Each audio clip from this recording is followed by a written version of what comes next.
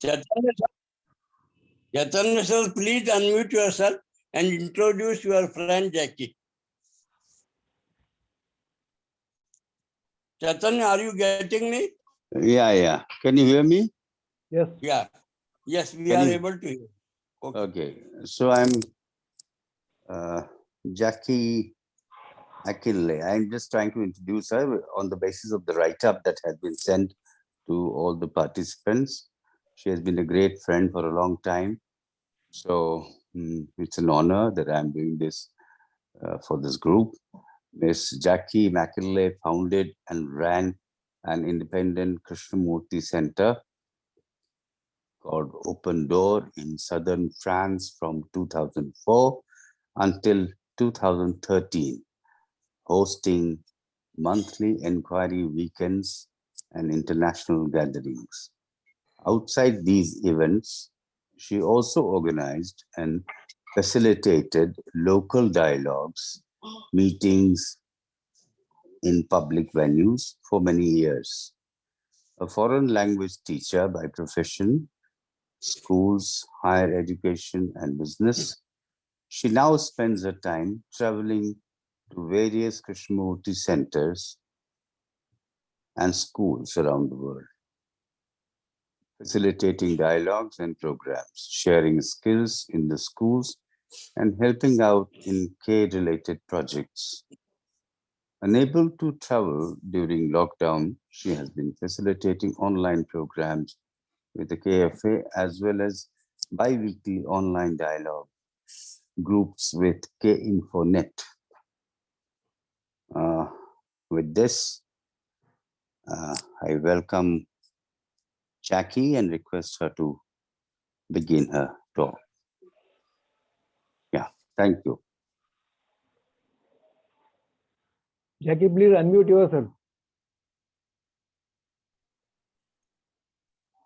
Okay. Thank you, Chaitanya. Thank you. So, welcome, everybody. Welcome, friends. I don't know everybody personally, but when we come to a gathering of people like this, whether it be online or in person, we gather in that spirit of being friends. It's almost a tragedy that one has to even say that, because one can imagine a world where the human species naturally is interested in others, like when we see our dog friends or other species, when they come together, they're interested in each other, they may check each other out a little, but there doesn't seem to be these underlying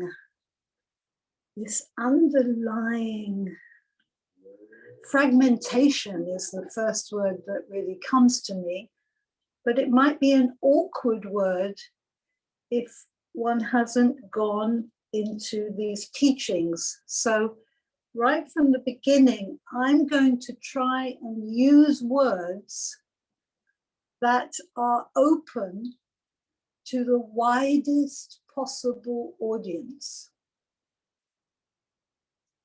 That is just the way I feel is the most common sense approach of discussing these human questions.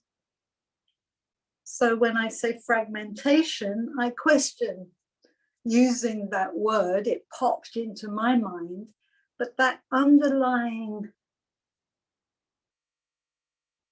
separation, split between us. We're often not aware of that separation between us, that underlying antagonism. Krishnamurti would call it violence. We think we we gather in friendship all the time. Yes, we're gathering to talk about these things. But I'm mentioning this as a first step when any human beings come together for something as serious a consideration that we are all proposing with each other today. Seriousness doesn't come to us naturally, does it? Yes, we can be seriously intellectual. We can be seriously passionate about a football team. We can be seriously in love with somebody. But seriousness itself doesn't seem to come to us naturally. So we're just introducing this as a factor into our coming together, that this is something serious that we're looking at. We don't mean it's tragic, although we might discover that it is also. We mean that we are going to stop and consider. Take a break from our endless, continual flow of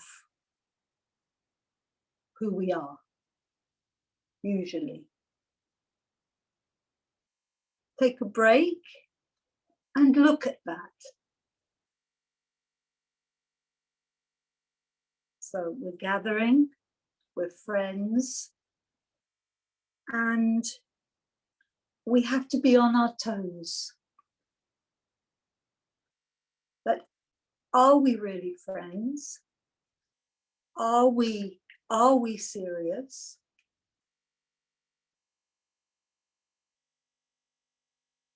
And are we really looking at this? Which brings in the topic today that I've chosen to speak to you all about, and I hope that we can share this also later together, which is the subject of perception. And the title that I chose was Exploring Perception. So I wonder if together we can put our minds and our hearts to really looking into this question. Challenge ourselves a little to look at it now together. Simple words, but apparently very difficult for the human mind. To look at something with others without antagonism now, without all the background and weight of what we have done, who we have become, what we have achieved, what we think we know, what we think we understand. All of this that I'm mentioning, this background, we seem as human beings gathering together, we seem to arrive with that luggage.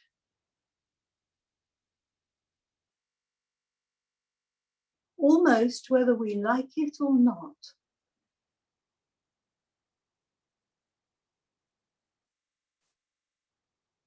So when I come to something like this, when one is asked to talk about a question, a serious question, or when one is participating in looking into a serious question, I feel we have to challenge ourselves to be aware of this, to perceive it.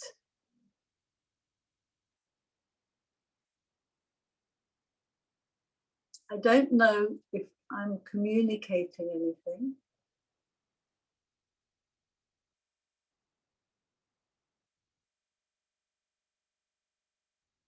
No, I think you are.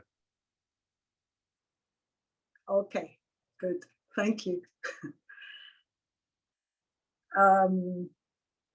So that is our first step in perception. Is that our very perception, and we're using the word, aren't we, very simply, what we perceive. And I'll go into that a little more carefully in a moment, what we mean by perception. But just to say, first of all, that our very perception, as we have been saying from the beginning, seems already loaded.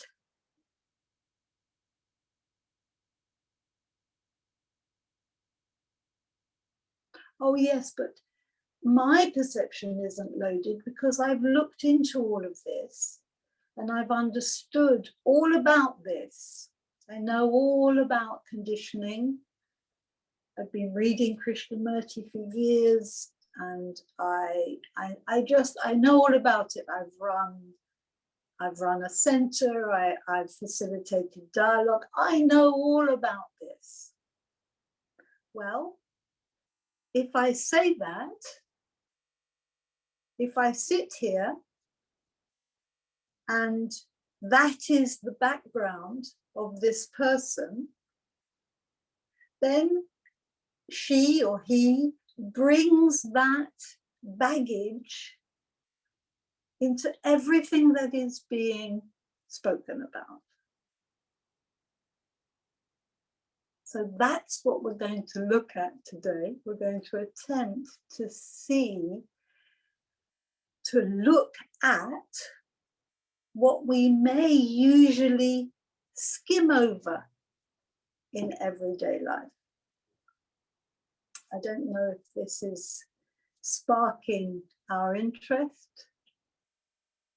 And I hope it is doing more than that it is engaging our hearts and seriousness also.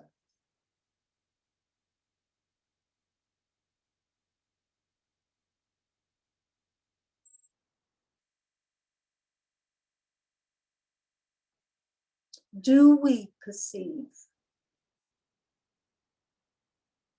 what is taking place as it is taking place?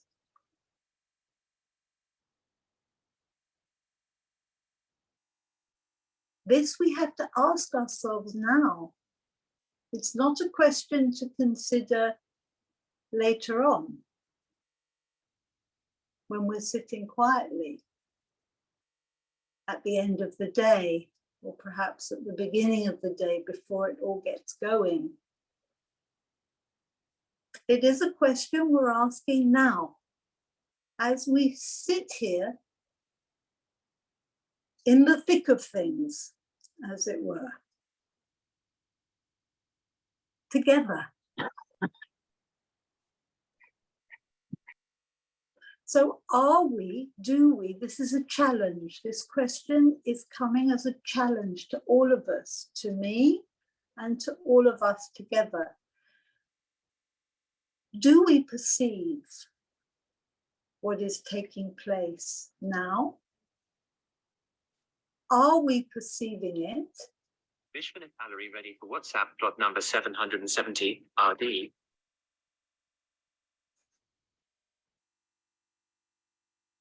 Are we perceiving it now? Or is that very perception already loaded, already conditioned, as Krishnamurti would say? So we have to look at it to find out. So that's why I've chosen to talk about perception today, as I feel we can talk at another time about any of the contents of the mind. Desire, the question of fear, questions of attachment, all the different themes that come up in Krishnamurti's teaching and that come up in everyday life. But today, I've chosen to speak about how those themes, those aspects of conditioning, contents of conditioning, actually impact the way we perceive. Meaning, the way we interact here now, the way things come into our mind,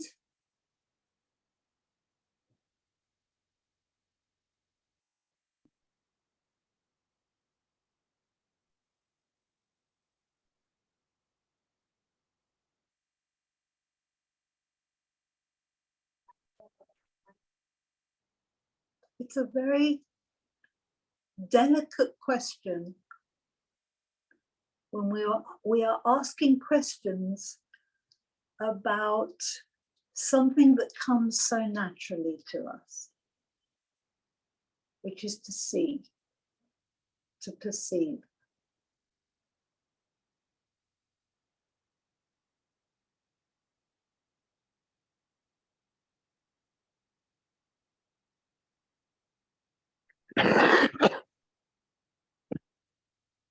So I hope we are somewhat on the same page. What is perception?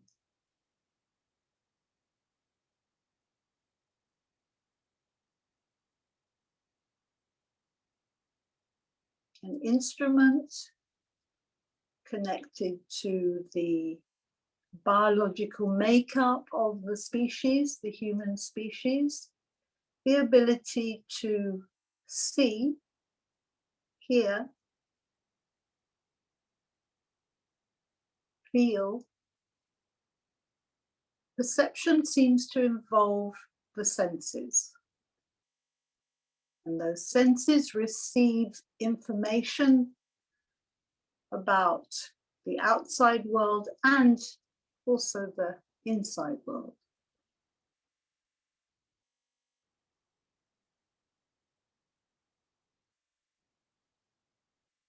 Krishnamurti seems to use perception and awareness.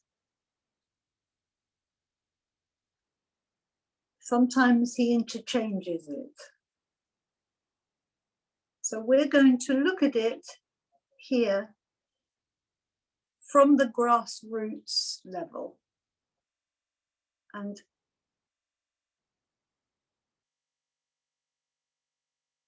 see how it unfolds. So we have the senses. From when we are born and even prior to birth, in vitro, we are picking up information through those senses, and we see, feel, hear, touch, etc., the world outside of ourselves, like we say. That seems very simple. And most of us, that operates pretty much okay. As we age, these senses dull a little, but this is how it's happening. Now, where does the problem start? Because I'm looking at all of you, you're looking at me, we're looking at this question together. One would imagine, one would think that there was no particular problem. And most of us behave as though there is no problem. That yes, we see, and we don't need to check whatever we are looking at, whatever we are listening to. We assume that we're receiving it correctly. But all of us here have looked into things like this. And at some time or another, or even now, we have a sense that that perception is loaded. What is it loaded with? Whatever we are thinking, obviously. And there is this very strange phenomenon that happens, which is that what I see, what I perceive, is changed by what I am thinking. I look at you, I know something about you, I have a memory of you, and the way I see you, the way I perceive you, is subject to that history. It's really very interesting as a phenomenon, isn't it? So what we call perception and what we assume to be just the reception of information through the senses is actually projection.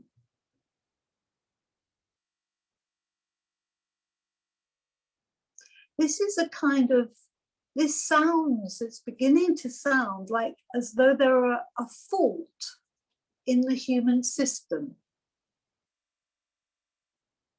No? It's supposed to be perception, but now we're saying no, actually, if we look closely at what that perception is, we've got into the habit of not noticing that we are projecting.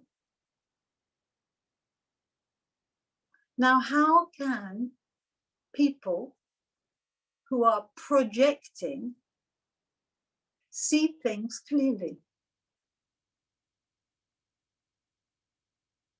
How can we go into problems together? How can we even look at what we're looking at now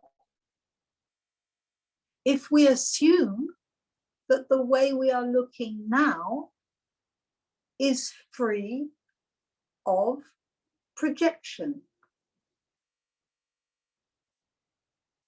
Again, I hope I am conveying something.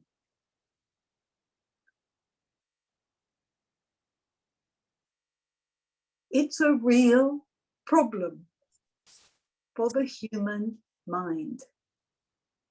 A huge assumption that whenever we apply ourselves, look at something, we are somehow able to really see it without projecting. So what are we projecting? I know about this. I understand this. I have information about what we're talking about. I have had insights into what we're talking about. This is beginning to challenge the whole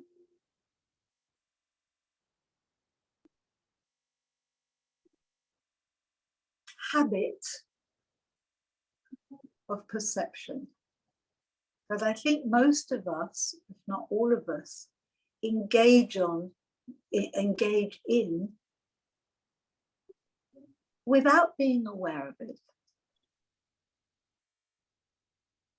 So we're not talking personally here at all.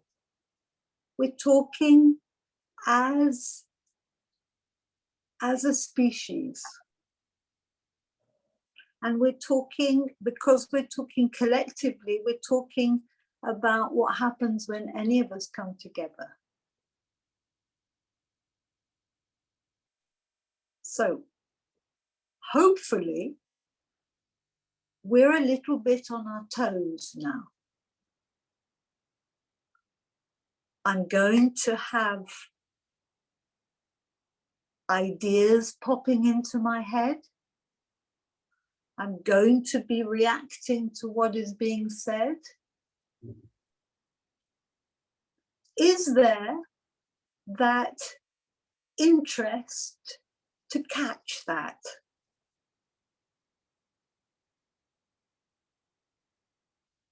As a factor taking place.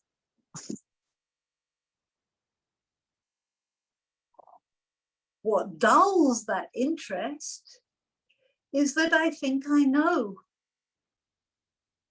I've had an insight about this.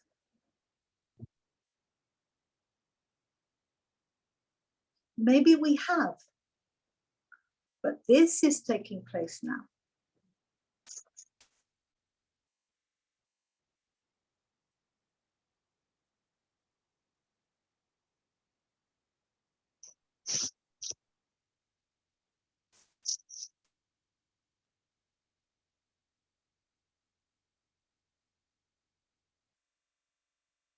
So we need to pause.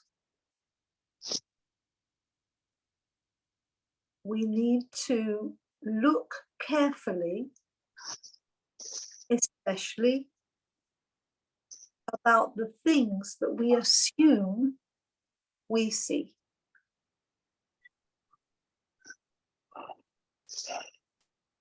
This opens a door to something very interesting. When we realize that we are perceiving our husband or wife or our friends with an image, with an idea, that's usually hidden to us. But when we actually see that, we can see that taking place, something very different happens. It's a fun experiment to actually apply in everyday life. Not just to assume, oh, I know about image making, but to see it happening each time. So then perception itself is being challenged. And because it's being challenged, it is as though it is being asked to see what is taking place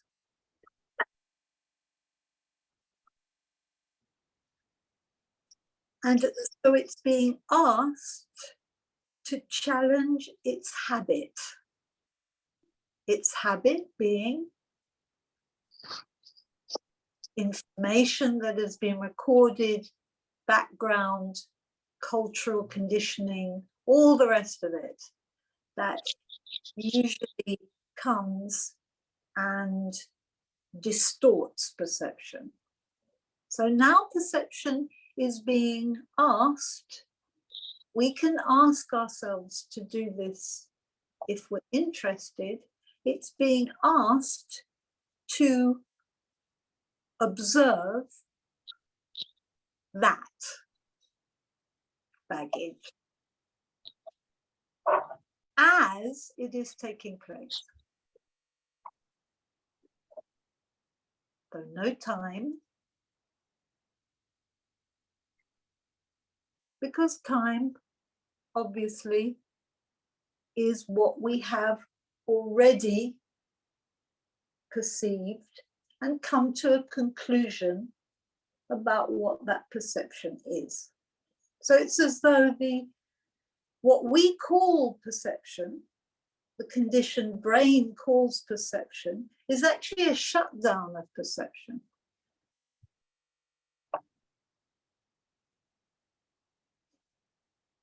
Amazing. And it's not like it's just we, the people here, call it that. It's across all of us. The mind itself mistakes perception and projection.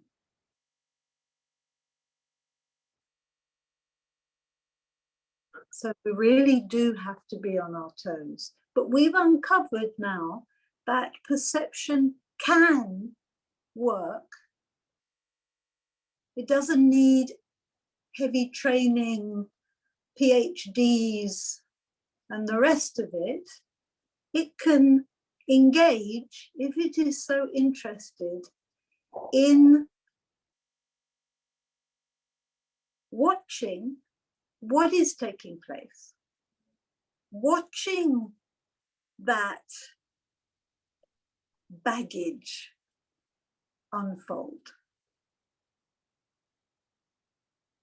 And a strange thing happens. The weight of that baggage, which is the conditioning, which creates the reality of us, that weight becomes something very interesting to look at. It's challenging, and we need to mention that. It's challenging, and then why is it challenging?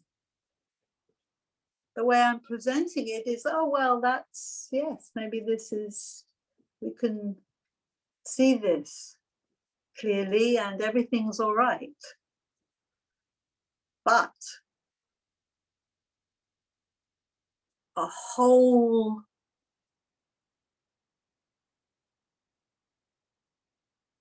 universe of security has been projected by this conditioned perception, this loaded perception.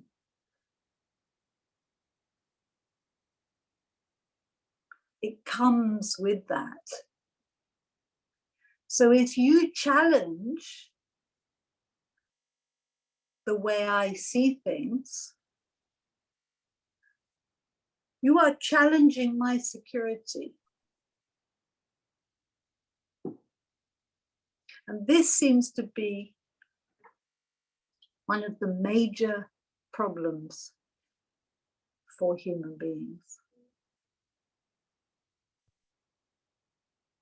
what is going to make us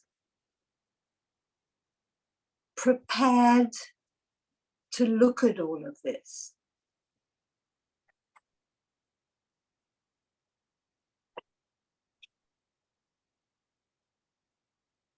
That's probably down to each one of us.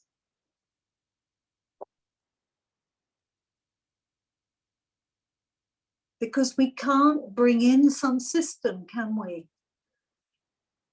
We've tried some system that can organize our perception.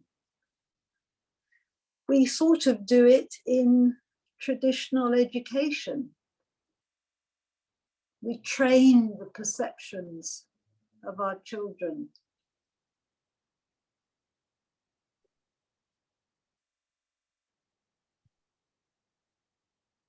But hopefully when we are gathering together like this, we can open up the possibilities that perception itself be a very different tool.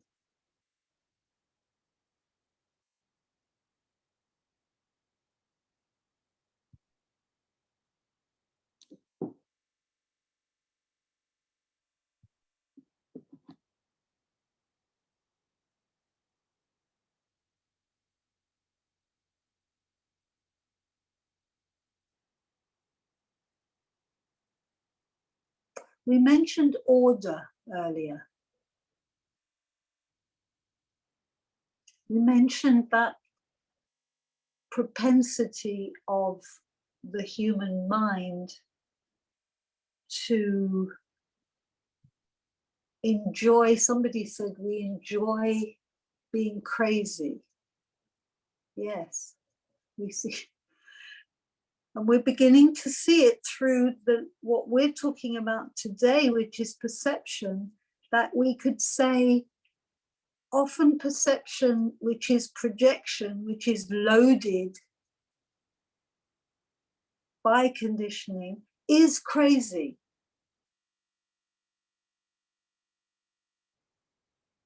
It is irrational.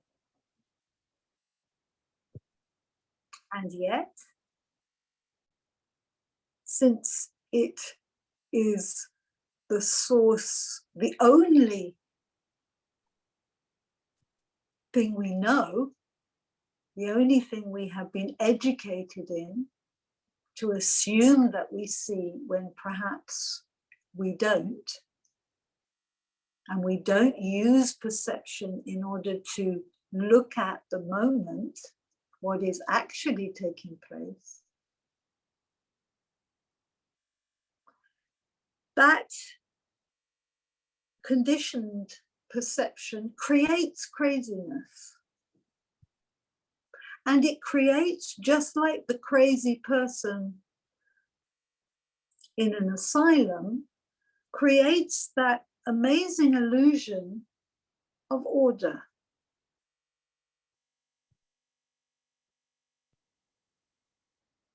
If I think I'm Napoleon, or I wouldn't be Napoleon, I would be some female equivalent. Maybe the modern person would say Wonder Woman or something. If I think I'm that,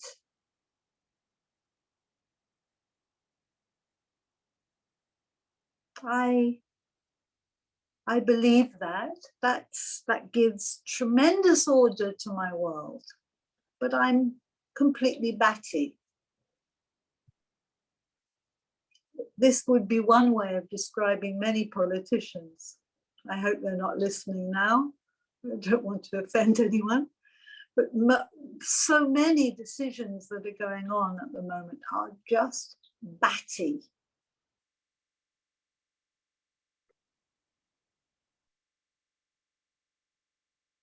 So this perception is disorder.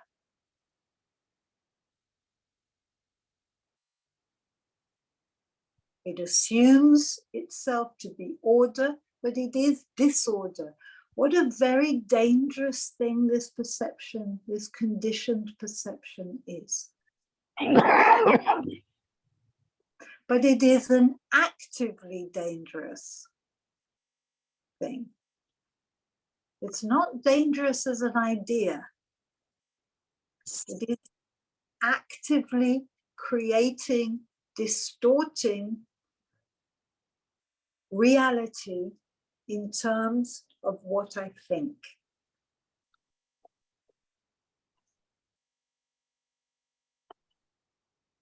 So perception is disorder. Perception is full of time.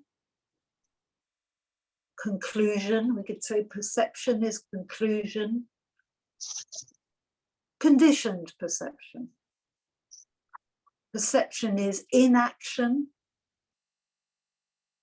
because it can't have direct access to what is taking place. Now, there are many layers to all of this, and there's no real time to go into this. I'm looking at the time now, as probably I've spoken enough. I just wanted to open up the aspect that we have this tool inside of ourselves, which is the ability that we take totally for granted to perceive, and that that very tool is distorting in every moment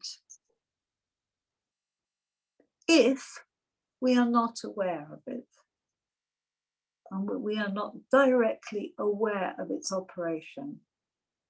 That's what I wanted to bring up today, but there are many, many, many layers to talk about. So perhaps we can together now go into some of the questions that we haven't brought up, or take it in any direction that you wish. Thank you, Jackie. I think you have really defined and covered perception in all its forms, and very well explained. I want to quote Christie when he talked about perception, which is published in a book called Freedom, Love, and Action. He says perception is seeing without the world, which is without thought. And it is one of the strangest phenomena. The perception is much more acute than normal seeing, as it is not only with brain, but also with all senses. Perception is not the fragmentary seeing of the intellect, nor the affair of the emotions. Perception is part of meditation. And Christie has used perception in many ways, like, seeing, looking, observing. But it basically means a mind which can see without distortion, without bringing in any evaluation or measurement. But thank you, Jackie. I think you have explained it very well. Thanks a lot. And my apologies for joining a little late in the program. I had some issues with the internet.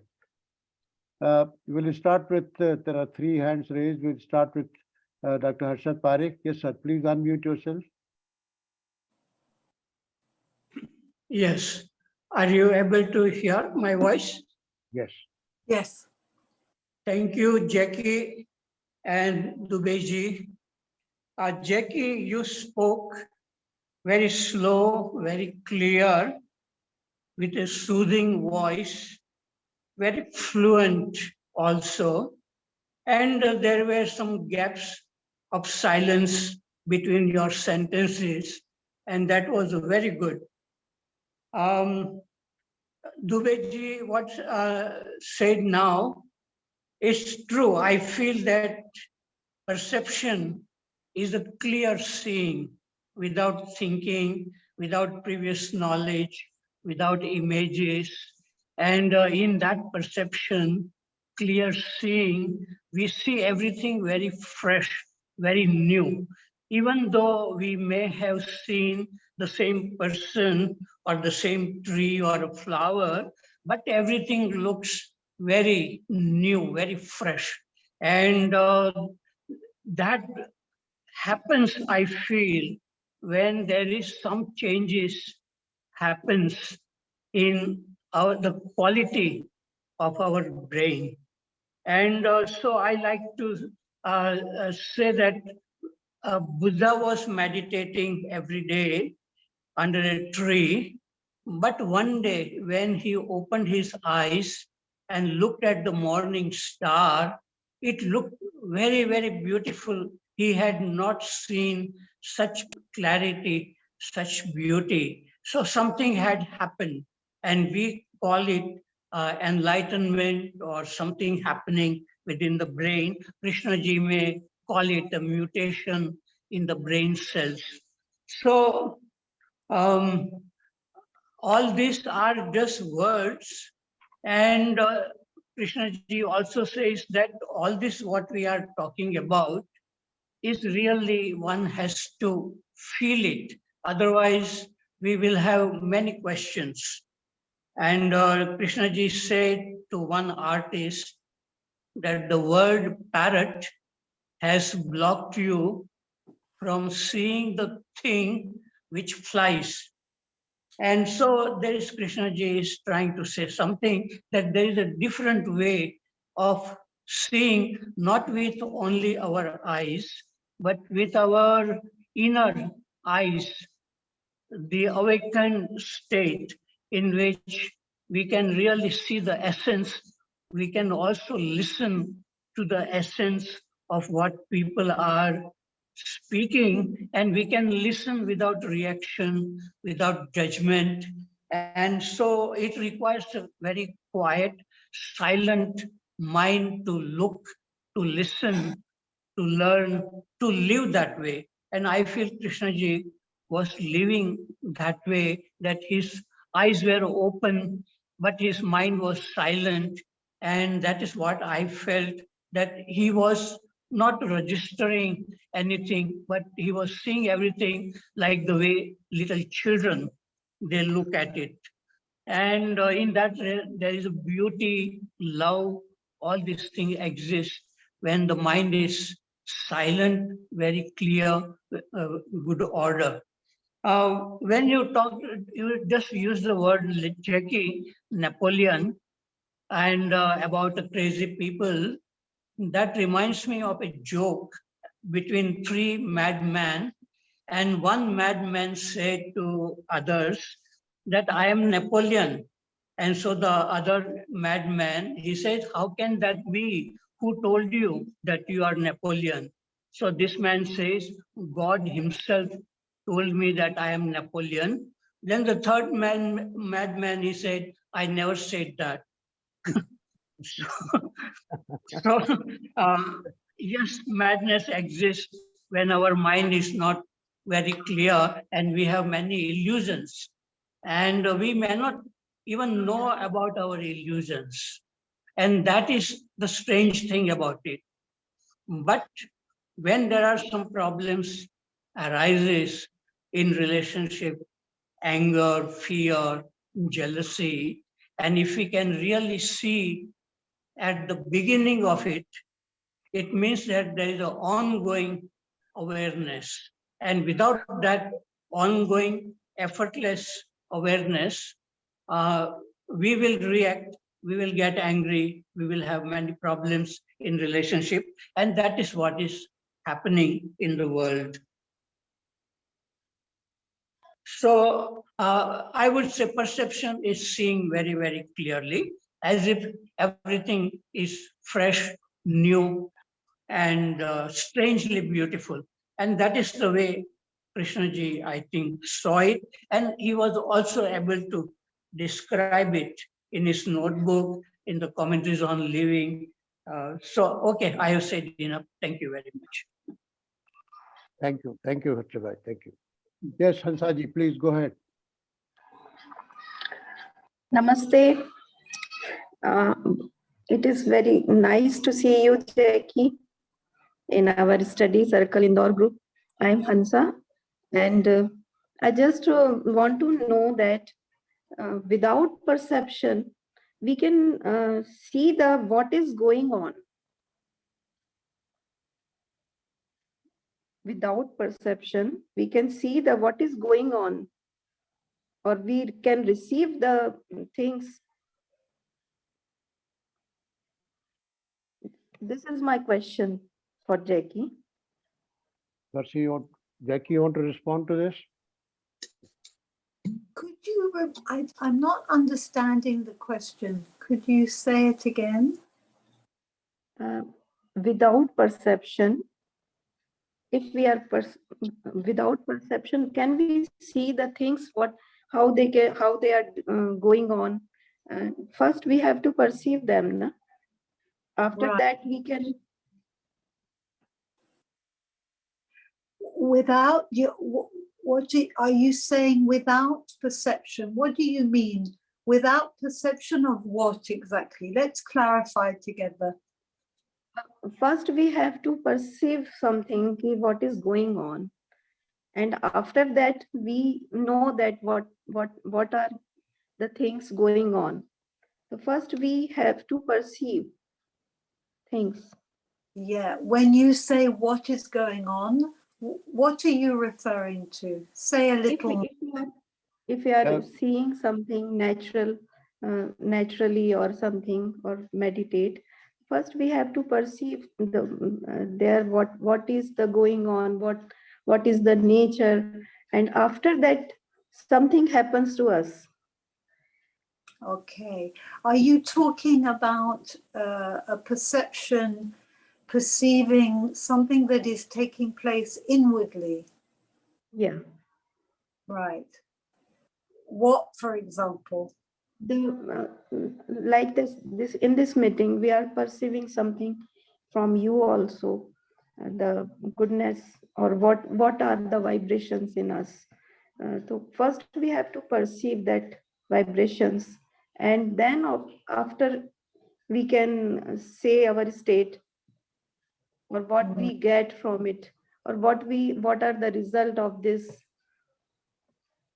what we feel about it. Are you saying that first we have to have a very sensitive perception? Yeah. Oh, right. We have to very sensitive about it. Right. What is going on, what is talking about, and then we can grasp something, or what we get from after that. Yes.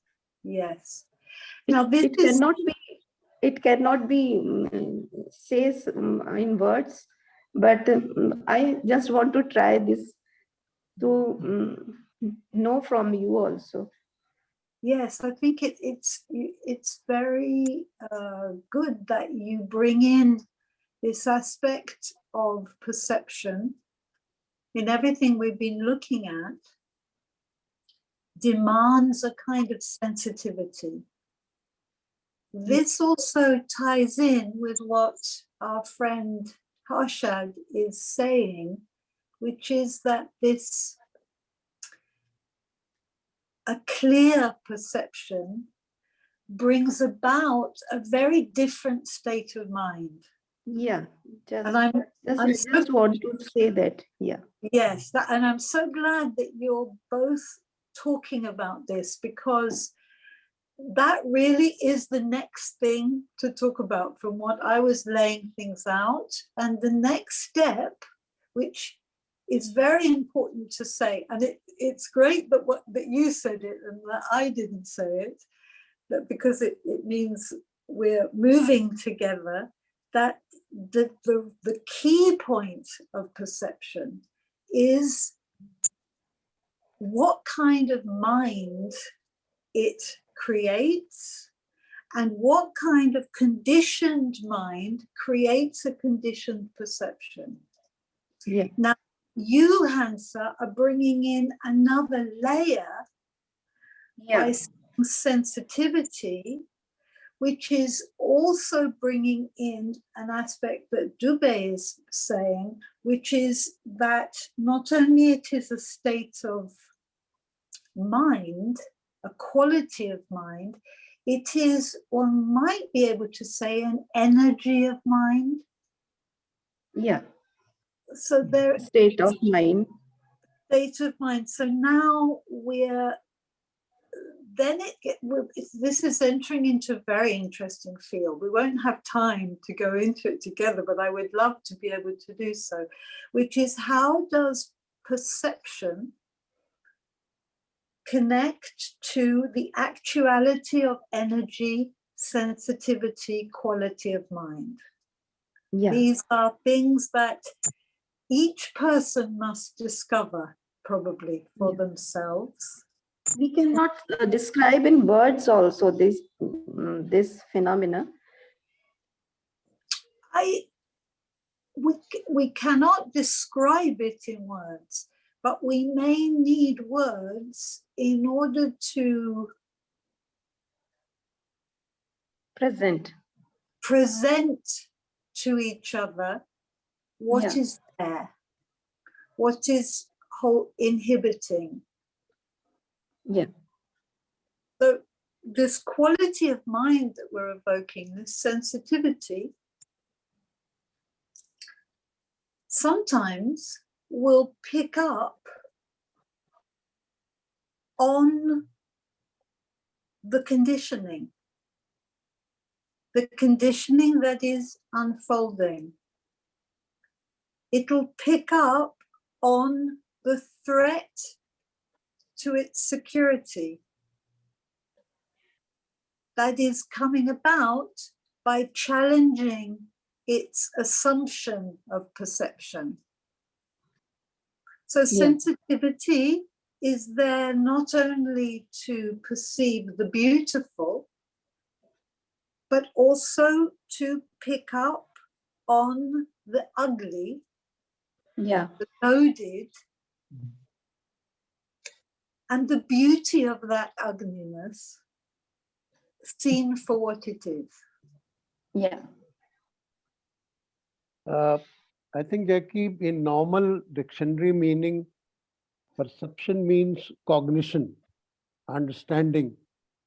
And when Hansaji says that we are seeing things all the time, I think perhaps what she means is that, and perhaps what I understand is, when we see things in our daily life, normally this is with our experience or images of things, or Yes. images of people. But when Krishnaji talks about perception, he says that this is a different kind of seeing where the thoughts don't interfere. Thought means our images, our conditioning, our experiences don't come before us. So this is seeing things as they are. And it has an entirely different flavor. We all experience that in our life one way or the other. It could be for a fleeting second, but it does come to us.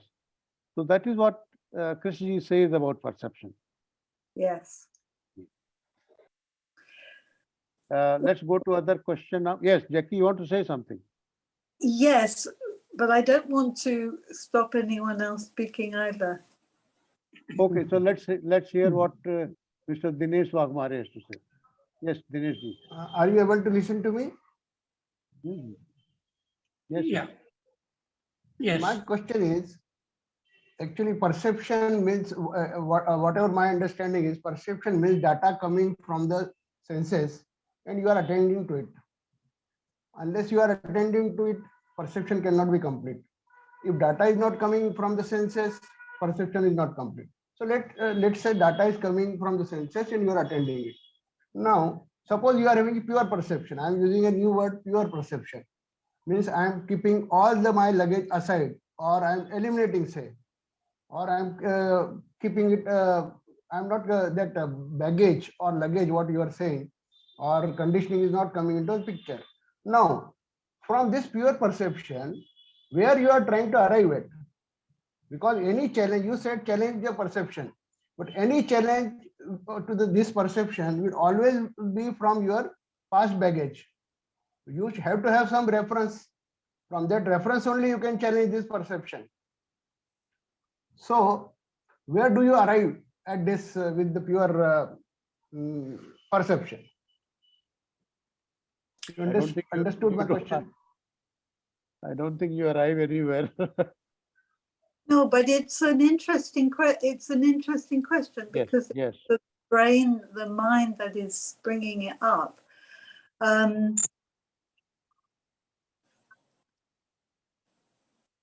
Is pure perception an idea, or is pure perception a fact? It's a fact. Anyway, you have to have, whenever you are seeing, you are getting a perception. Means data from the senses and you are attending to it. Let us stick to this only. Yes. Now from here, where do I arrive at? Let us keep aside all my security issues, my baggage, my conditioning, all. So part of that baggage might be a sense of needing to arrive somewhere, very seriously. But but hang with it, because it is concealed. This is what is so interesting about conditioning, is that it conceals itself beneath long wished for states. Thousands of years of wishing for freedom, nirvana, heaven. This is very much part of our psyche. We can't just say we have pure perception. The way I see it is that it's a question mark. I see a tree, I don't name it, not term it, nothing is coming into picture, just seeing, pure seeing. But from there, where do I arrive at? Where do I go? Dinesh, if you see something without any image, you don't need to arrive anywhere. You just see it, that's all. Why do you want to arrive at any place? Because in normal parlance, when you see something in daily life, then you manipulate or you weigh the different options that you have and you say act. There is no action. When you perceive, that's it. But it's an absurd thing, sir. If you say that I do action here, it's absurd. No, it's not. If you see sunrise and without any thought, is there any action? What do you do after that? I got enjoyment, sir, after that. No, then thought comes. Enjoyment and pleasure comes with thought. Enjoyment, thought doesn't come. Thought comes later on, sir. Just enjoyment. No.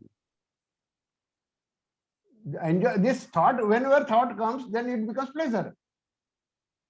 What is the difference between enjoyment and pleasure? Immediate, sir. I see such a sunrise or this thing, and immediately I am stuck with the magnitude of it. Immediately there is a reaction in me or action in me, and I got the enjoyment. So that's thought a different comes. phenomenon altogether. No, thought comes later on. Thought says it's a very good sunrise, and I should have it one more time. Then thought comes. I don't know. I don't have that experience. Maybe you are more enlightened. You can tell us a little more. So that's why, sir, I want what a Jackie's reaction basically, or response. It's not intellectual discussion. One has to see this. Yeah. Unless you see that, I mean, one can talk about it in different ways and indulge in intellectual discussion. But sir, we are exploring what is perception. Yes. So exploring means, is it analysis? It is a exploration. Exploring means what? That is what we are doing. Jackie's views, rather. I want to know that. No, Jackie has not expressed any view which is different than what Krishnamurti has talked about. Now we are basically questioning what Krishnamurti has said. We can disagree, we can agree, but there has to be a basis of agreeing or disagreeing, which means we have we experienced this kind of thing in our daily life. That is important. Unless May I we, say something? yes, please. Unless we experience that, we can't be so definitive about it. That's what I'm saying. Yeah. May I say something? Yes, please. Yeah. When I was a child, I used to see a rose flower in our garden, and there was a dewdrop on the rose flower, and the sunlight falling on the dewdrop, and the light entering my eyes, and the dewdrop looked like a diamond shining with a changing color. So it was very beautiful, and I was not thinking about it, not describing anybody about that. And my mind was also free to look. There was not much knowledge in my mind. But then I studied in the school, college, university, and then that way of looking fresh, it disappeared because the mind was thinking about so many problems it was facing. And then when I came to Krishnamurti book, and then I became very curious to look at my own mind in action. And to look at one's own mind, one needs a kind of a freedom, curiosity, energy. And I found it very interesting to look at the beginning of a thought. And my mind used to stop. And then after some time, I begin to feel that there were some changes happening in my body, in my brain. And the way I used to see when I was a child, the same way I begin to look at everything around me, the lake and the swan going very gently, maple trees, the colors, shapes, everything as if a different way of looking happen then. And when such a thing happens in a person's life, then only a person will not ask many questions about this kind of perception, but will really see, feel it, enjoy it, live it. But when you ask questions, then somebody will give answers, but that answers will not satisfy you. So one has to really experiment, and when something new happens, then you will know that something new has happened, and a new way of looking at everything. And that is the real beauty. I think it is possible, and Krishnamurti's teachings are capable of taking us to that kind of perception in which everything is new every day. Okay, I have finished. Thank you. Harshad sir, whatever you are saying, what is this phenomena? Does it mean that that new dimension which is different or which is beyond is coming into the picture? Yes, it's like normally we are living in the plane of thinking and feeling. But when, and this awareness or perception is hidden under the dense layers of thinking and feeling, so it has no chance to come up. But due to some meditation, if a gap is created, a silence, a gap between two thoughts, then through that gap, that awareness which is buried under, it has the possibility to come up and then look from the top at thinking and feeling. And so that is a new dimension. It is not a part of thinking and feeling, but it is looking at thinking without thinking. So that is awareness or intelligence or whatever you call it. Yeah. Thank you. Thank you, sir. Thank you. Thank you, Jackie. Thank you. Yes, Verma sir, please go ahead. Yes, sir. Am I audible? Yes, yes. Yes. Am I audible? Yeah. Yes, yes, you are. Yes. Yes, you are. Thank you, Jackie, for giving such an important topic. Rather, this, I can say, is the most important message, if we say JKs, but whatever it is, but very important topic. And certain words have been very important for me to explore all through. These were there as questions for me. Not like Harshad ji was talking, the parrot has not blocked, but these words have not blocked me, but they have acted as starters to think more and more deeply into myself and these. And one word is whole. Whether I can perceive the whole.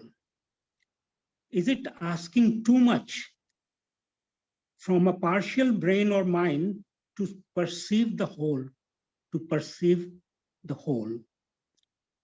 And will that be my whole? Will that be perceiver's whole, observer's whole? When I, with my conditioned mind, am I asking this question? Because suddenly wholeness has become very important, and for all of us must be thinking about how to become, not become exactly. Anyway, but then second question is how to see the actuality of anything, because signals that enter me form images, light reflected from any object, and the memes stored in my mind. Can I see actuality, factuality, actuality?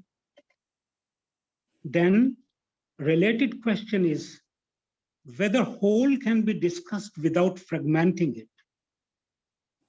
It becomes difficult to regain into that original whole, and that whether that whole is a concept in my mind, whether I'm feeling it, whether I'm thinking about it, because at times we go on separating things that at times we demean feeling, at times we say that it is intellectual, at times it is intelligent, then we say it is an insight. So these things you keep rolling on these things. That is what my experience is. Even sound interacts with my mind-body complex to convey something. So naturally, actuality must be modified in each one of us, because each one of us are conditioned individually very differently. I will quote 2-3 important from JK. First is, so it is very important to understand the act of seeing is the only truth. Act of seeing is the only truth. There is nothing else, JK says. How the totality of mind be made completely sensitive? This came to me as a question, whether how to make it completely sensitive. At present, we are not sensitive. We are sensitive in fragments. How can the fragment, which is part of the total, which is being made dull every day by repetition, how can that part also be made sensitive as well as total? This became a question for me. To observe for yourself a tree, a flower, the face of a person, and so look that the space between you and them is non-existent. And you can only look that way when there is love, that word which has been so misused. So, Jake, these were the quotes I liked very much and very much related to perception. My seeing, your seeing, everybody's seeing. So these are certain questions. If Jackie would like to respond to these, I'll be very happy. Thank you very much.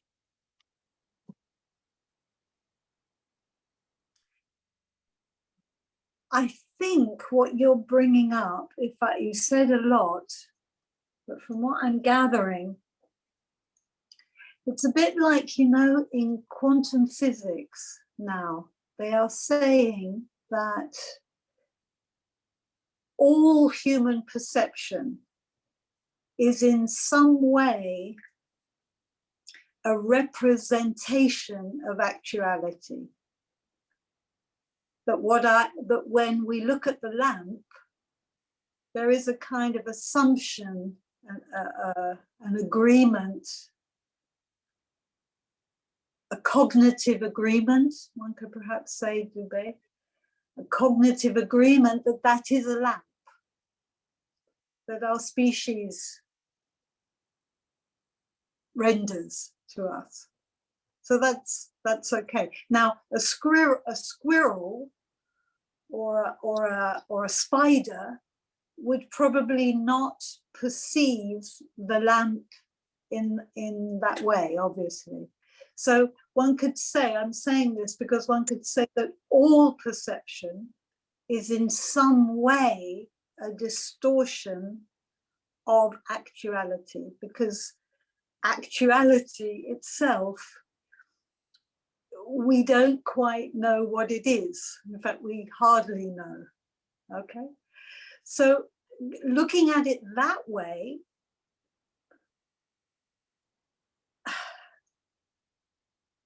the concern for wholeness, I'm getting into a tricky area here, but I'm going to dive in anyway, why not?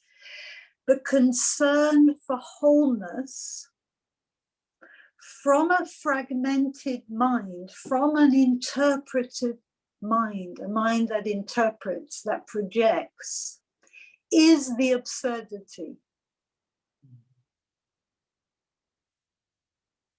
The concern for wholeness, the concern for actuality is itself an absurdity. However, the sensitivity to that process may, like Harshad is saying, may reveal hidden quality. Right. Yeah. I don't know if that makes sense, but you see, it may be built into the system that we always misrepresent in some, but the search for wholeness is from a fragmentary, from a level of a mind that has been educated, conditioning, is itself an absurdity. It makes sense that that very fragmentation needs to be perceived. Right. Right.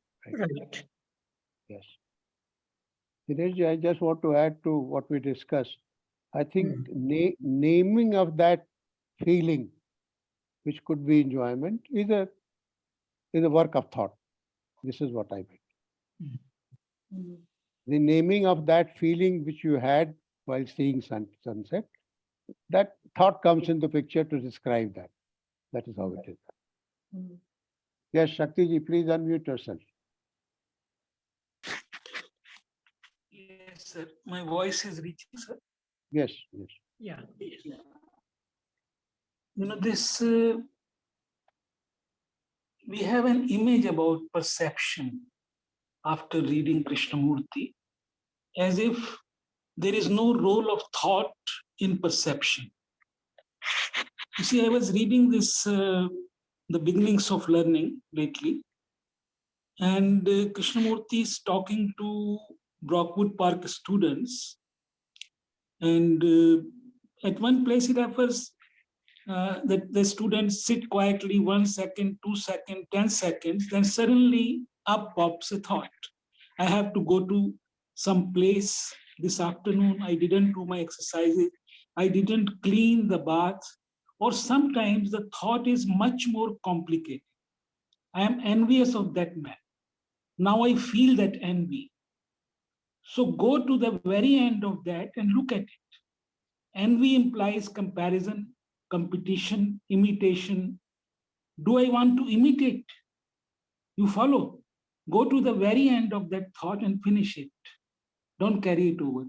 So this, you see, looking at feeling and without interference of thought, and then the feeling perhaps unfolds itself, and that unfoldment has a role of thought, because it is very interesting to read that that student is watching and he says, do I want to imitate, when this question of envy arises. So it is neither a role of thought or nor the opposite of it. Just I wanted to say. Thank you. Thank you. Thank you, Shakti. Thank you. Thank you. It's almost time now. So I want to thank Jackie once again for being with us, or also accepting our invitation to talk to this group. And maybe in future we'll invite her again. And thank you, Jackie, for such a beautiful conversation, which Thank evoked you. such a response. Thanks a lot. Thank you. Next Thank you. Sunday, we'll have Professor Shakti Kumar. He's professor in a Canadian university. He'll be talking about his experiences of Krishnamurti's vision of education in his daily life. So you're all welcome to join next Sunday at 6 p.m. again. Thank you. Thank you, Jackie. Thanks a lot. Good night. Thank you. Thank you. Dubey sir. Thank you, Jackie. Thank you. Thank you. Thank you. Thank you. Thank- Bye-bye. Bye-bye. Thanks to Bye-bye, Hansa. Bye-bye. Thank Bye-bye, you. Jackie. Goodbye.